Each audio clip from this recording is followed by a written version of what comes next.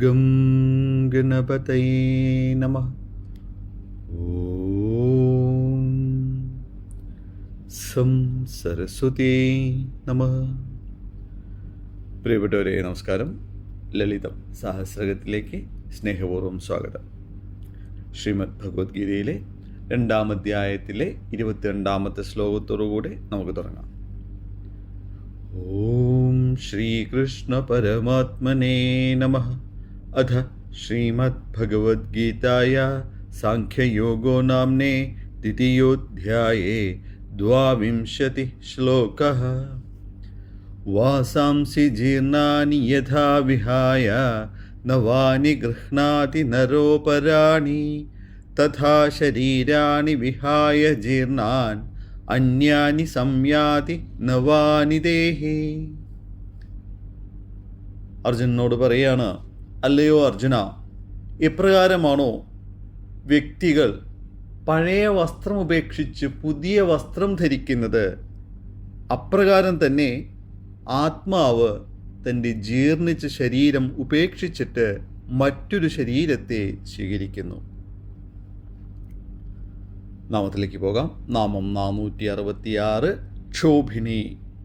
ക്ഷോഭമുള്ളവളെ ക്ഷോഭിണി എന്ന് വിശേഷിപ്പിക്കാം. ക്ഷോഭം എന്നാൽ ഉലയൽ, വികാരവിക്ഷുബ്ധത, വികാരം, തീക്ഷ്ണമായത്, ശല്യം, വിറയ്ക്കുക, ചലിക്കൽ എന്നീ അർത്ഥങ്ങളാണ്. ജലപ്രവാഹം എന്ന അർത്ഥം കൂടെയുണ്ട് ക്ഷോഭത്തിന്.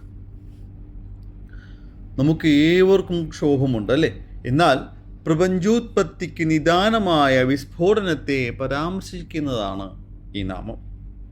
നമുക്കറിയാം, ദ്രവ്യവും ദ്രവ്യരൂപങ്ങൾക്കിടയിലുള്ളതും അവയ്ക്ക് ചലിക്കുവാൻ ആവശ്യമായ പന്ഥാവും ചേർന്നിട്ടുള്ളതാണ് ഈ പ്രപഞ്ചം. ഈ പ്രപഞ്ചത്തിൻ്റെ ഭാഗമല്ലാത്തതായിട്ട് ഒന്നും തന്നെയില്ല. സ്ഥിരസ്ഥിതി സിദ്ധാന്തപ്രകാരം എന്നും സ്ഥായിയായിട്ടുള്ള പ്രപഞ്ചത്തിൽ മഹാവിസ്ഫോടനത്തിൻ്റെ ഫലമായിട്ട് ജീവന്റെ കണിക ഉടലെടുത്തു. സ്ഫോടനത്തെ തുടർന്ന് ദ്രവ്യകണങ്ങൾ ചുറ്റിലേക്കും ചിതറിയതിൻ്റെ പ്രഭാവം ഇപ്പോഴും തീർന്നിട്ടില്ല എന്ന് ശാസ്ത്രലോകം പറയുന്നുണ്ട്. കാരണം ഇന്നും ഗാലക്സികൾ അകന്നു പോകുന്നതായിട്ട് ശാസ്ത്ര നിരീക്ഷണത്തിൽ കാണുവാൻ കഴിയുന്നുണ്ട്. അത് അന്നത്തെ സ്ഫോടനത്തെ തുടർന്നുണ്ടായ പ്രവേഗത്താലാണ്. ഇപ്പോൾ 1500 കോടി വർഷമായി എന്നാണ് കണക്ക്. നമ്മുടെ വിഷയതൊന്നുമല്ല കേട്ടോ. അപ്പോൾ ഇതിനെപ്പറ്റിയെല്ലാം തങ്ങളുടെ ഭക്തിയിലൂടെയും നിഷ്ഠയിലൂടെയും ഒരു ഏകദേശ രൂപത്തിലെത്തിയിരുന്ന ഒരു ജനത ഇവിടെ പണ്ടേ ഉണ്ടായിരുന്നു എന്ന് വേണം ഇതിലൂടെ അനുമാനിക്കാൻ. ആ പ്രപഞ്ച സ്ഫോടനത്തിനെ ഒരു ദൈവീ ശക്തിയായിട്ട് വിശേഷിപ്പിച്ചിരിക്കുകയാണ് ഈ കാഴ്ചപ്പാടിലൂടെ. ശിവമാകുന്ന ദ്രവ്യത്തിൽ ശക്തി എന്ന പ്രകൃതി സ്ഫോടനമായി ചേരുകയാണ്. അതിൻ്റെ പരിണിത ഫലമായിട്ട് ഈ പ്രപഞ്ചം ഉണ്ടായിരിക്കുന്നു.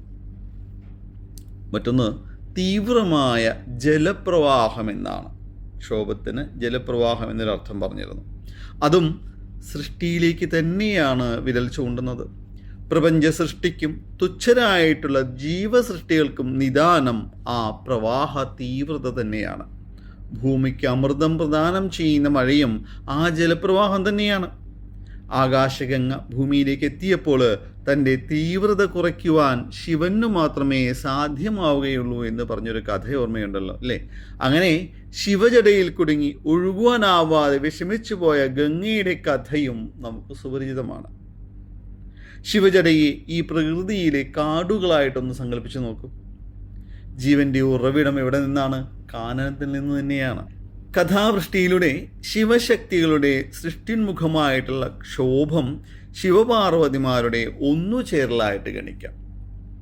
ശിവപ്രാപ്തിക്കായിട്ടുള്ള പാർവതിയുടെ തപസ്സിനെ പരീക്ഷിക്കുവാൻ മഹാദേവൻ അണഞ്ഞിട്ടുള്ള കഥ പ്രസിദ്ധമാണ്.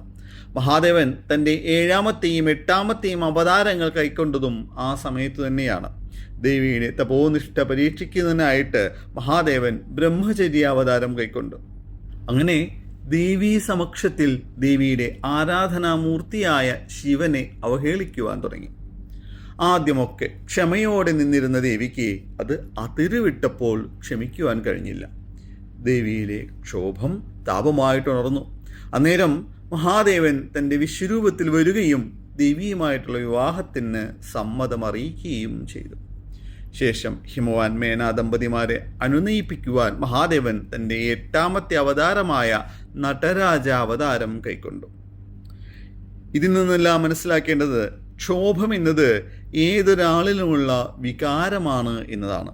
ഉചിതമായി നിയന്ത്രണത്തോടെ വിനിയോഗിക്കുകയാണെങ്കിൽ ക്ഷോഭം നന്മയിലേക്ക് തന്നെയാണ് നീങ്ങുന്നത്. ആ ക്ഷോഭത്തിനെ പല പല രീതികളിലാണ് വികാരങ്ങളായിട്ട് തിരിച്ചുവിട്ടത് മഹാദേവനും പാർവതീദേവിയും.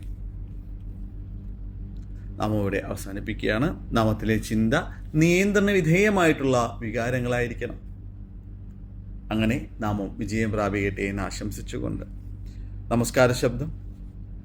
ഓം ശോഭിനേ നമഃ.